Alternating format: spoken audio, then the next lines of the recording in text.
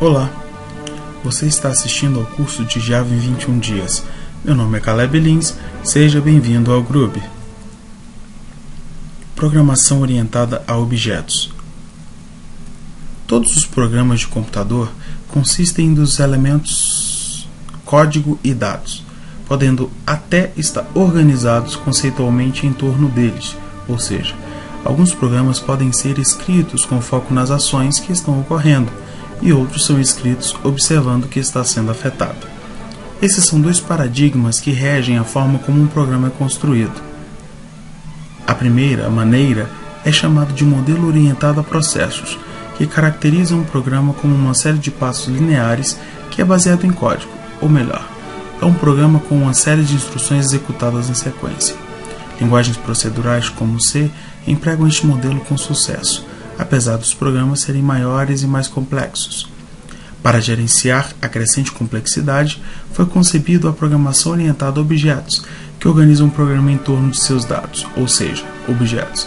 A programação orientada a objetos é uma abordagem para a construção de programas de computador, que imitam como os objetos são montados no mundo físico. E o maior desafio para o novo programador Java é aprender programação orientada a objetos ao mesmo tempo que a linguagem Java. O elemento essencial da programação orientada a objetos é a abstração. Por exemplo, as pessoas não pensam em um carro como um conjunto de dezenas de milhares de peças individuais, mas como um objeto bem definido, com comportamento singular. Essa abstração permite que você vá ao supermercado dirigindo seu carro sem se preocupar com a complexidade dos componentes que compõem o carro. Utilizando o objeto como um todo, portanto, do lado de fora, o carro é um único objeto. Uma vez dentro, você vê que o carro é composto por vários subsistemas, como direção, freios, sistema de som, cintos de segurança, aquecimento e assim por diante. Por sua vez, cada um desses subsistemas é constituído de unidades mais especializadas.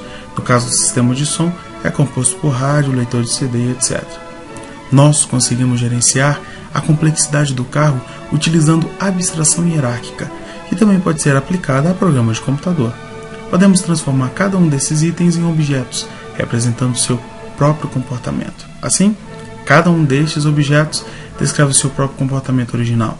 Podemos ainda tratar esses objetos como entidades concretas, que respondem às mensagens indicando o que deve ser feito. Essencialmente, isso é programação orientada a objetos. Todas as linguagens de programação orientadas a objetos fornecem mecanismos que ajudam a implementar o modelo orientado a objetos. Eles são encapsulamento, herança e polimorfismo. O encapsulamento é o mecanismo que mantém os dados a salvo de interferências externas e uso indevido. Já a herança é o processo pela qual um objeto adquire ou herda as características de um outro objeto. Polimorfismo, que do grego significa várias formas, é o recurso que permite reescrever ações adquiridas de outro objeto. Quando devidamente aplicado, o polimorfismo, o encapsulamento e a herança se combinam para produzir um ambiente de programação que suporta o desenvolvimento de programas muito mais robustos e escaláveis. Uma classe é um modelo usado para criar um objeto. Cada objeto, criado a partir da mesma classe, tem características semelhantes. As classes incorporam todas as características de um determinado conjunto de objetos, ou seja, uma classe é um molde de objeto.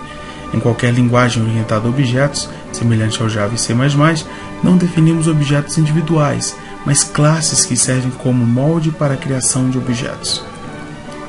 Um objeto é uma instância de uma classe. Por exemplo, uma instância da classe pessoa pode ser o Pedro, a Maria, o João, o José e várias outras pessoas. Um objeto possui características e comportamentos.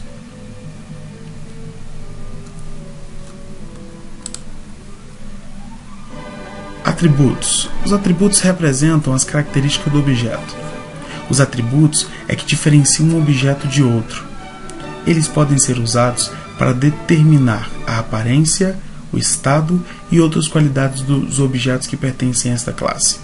Por exemplo, uma classe que representa um cachorro pode possuir um atributo chamado cor do pelo, o que não seria a mesma coisa para uma classe aluno, que ao invés disso pode possuir outros atributos como matrícula ou situação escolar.